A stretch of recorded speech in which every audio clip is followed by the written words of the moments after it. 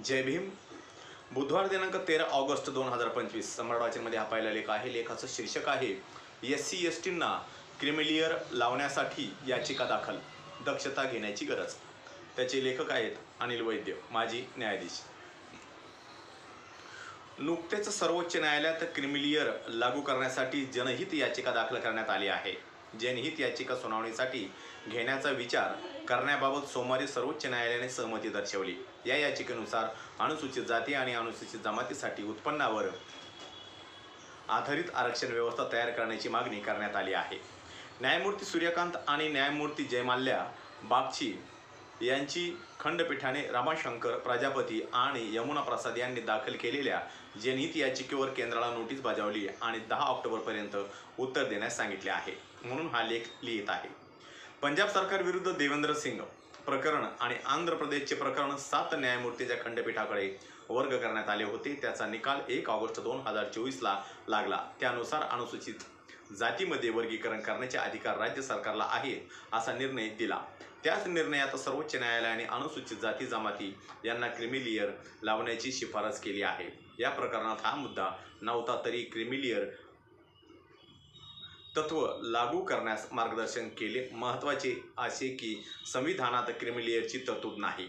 भारतीय संविधानात क्रिमिलियर बाबत कोणतीही तरतूद नाही। आरक्षणाच्या तरतुदी असलेल्या अनुच्छेद 15 कंसात 4, 5, 16 कंसात 4 कंसात 5 मध्ये क्रिमिलियरची तरतूद नाही किंवा अनुच्छेद 341 आणि 342 नुसार अनुसूचित जाती जमाती यांना आरक्षण देण्यात येते, त्यांची अनुसूची करण्यात येते, यामध्येही क्रिमिलियरची उल्लेख नाही। 1992ला इंदिरा सावणे विरुद्ध भारत सरकार या प्रकरणात 9 न्यायमूर्तींच्या खंडपीठाने अनुसूचित जाती जमातीला क्रिमिलियर लागू पडत नाही असे मत व्यक्त केले। ही संविधान व संविधान निर्मात्यांना विसंगत भूमिका आहे। मागासवर्गीय समूहातील सधन वर्ग हा सुद्धा जातीय आधारावर अपमानित केला जातो। नोकरीत त्याच्यावर खोटे नाटे आरोप करून बरखास्त केले जाते, अर्थात भेदभाव केला जातो। कमी दर्जाची पोस्टिंग मुद्दाम दिली जाते। असे एक ना अनेक जातीयतेचे प्रकार पगारी लोकांसोबत सुद्धा होतात। 1930-32च्या गोलमेज परिषदेपासून तर संविधान सभेपर्यंत आरक्षणाची मागणी करताना डॉक्टर बाबासाहेब आंबेडकरांनी क्रिमिलियर बाबत एक शब्दही बोलले नाही। त्या काळात सुद्धा अनुसूचित जाती जमातीमध्ये गर्भश्रीमंत लोक होते। उदाहरणार्थ हिंगणघाटचे दशरथ पाटील, चंद्रपूरचे राजाभाऊ खोब्रागडे, नाशिकचे अमृतराव रणखांबे इत्यादी अनेक अत्यंत गर्भश्रीमंत मंडळी महार जातीत होती। तरीही गोलमेज परिषदेत गरीब श्रीमंत असा भेदभाव न करता सरळ सरळ आरक्षण देण्याचे आश्वासन काँग्रेस व इतर अर्थात देशातील सर्व प्रतिनिधींनी मान्य केले होते। म्हणून त्यांच्या हातात भारताचे स्वातंत्र्य देण्यासाठी डॉक्टर बाबासाहेब आंबेडकर तयार झाले।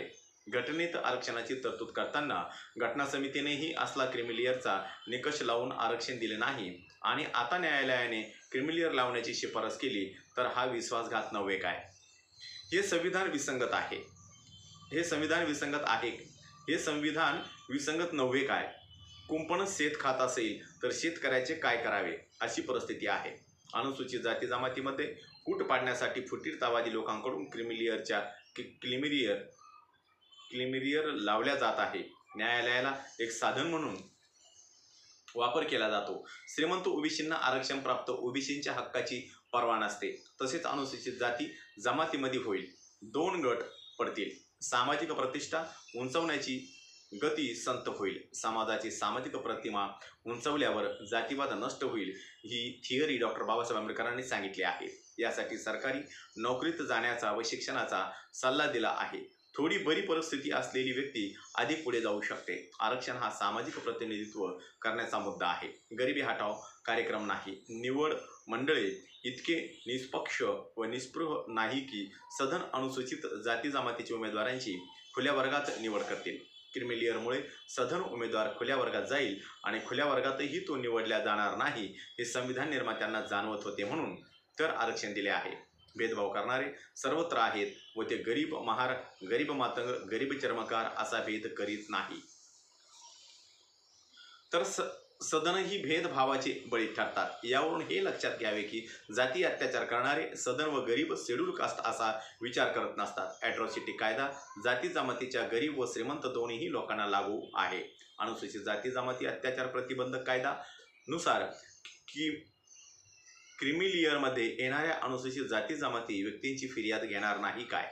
जाती अत्याचार असलेली फिर्याद नाकारण्याचे काय कारण सांगणार? असे अनेक प्रश्न उपस्थित होतात। राखीव जागा नसल्याने काय होते ते उदाहरण म्हणजे न्यायालयात आरक्षण नाही म्हणून उच्च न्यायालय व सर्वोच्च न्यायालयात अनुसूचित जाती जमातीचे न्यायाधीश अत्यंत कमी आहेत। तसेच लहान क्रिमिलियरमध्ये मोडणाऱ्या अनुसूचित जाती व जमातीच्या गटाचे होईल त्यांना राखीव जागा उपलब्ध नसतील। निवड मंडळाकडे सर्व उमेदवारांची जातीसह माहिती असते। निवड मंडळे गुणवत्ते आधारे अनुसूचित जाती जमातीच्या क्रिमिलियरमध्ये मोडणाऱ्या विद्यार्थ्यांची निवड करेल काय अशी दाट शंका निर्माण होते। असा अनुसूचित जाती जमाती उमेदवार ओपन कॅटेगरीमध्ये जाईल आणि जातीमुळे ओपन कॅटेगरीतही निवडला जाणार नाही, म्हणजे हा उमेदवार खुल्या वर्गातही निवडला जाणार नाही आणि आरक्षणातून तर तो बादच होणार। ही समस्या निर्माण होऊ शकते, नव्हे ते संकटच आहे। कित्येक अनुसूचित जातीच्या गुणवत्ताप्राप्त मुलांची निवड खुल्या प्रवर्गात केली जात नाही।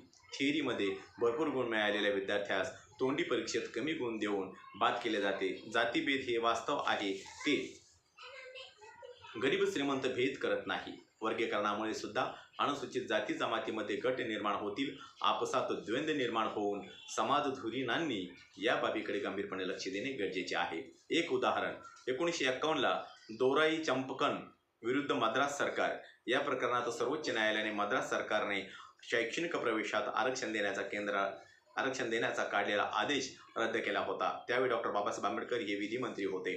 त्यांनी घटना दुरुस्ती मंजूर करून शैक्षणिक प्रवेशात आरक्षण देण्याची तरतूद होईल अशी दुरुस्ती संविधानाच्या अनुच्छेद 15(4) मध्ये केली आणि सर्वोच्च न्यायालयाचा निर्णय निष्प्रभ केला।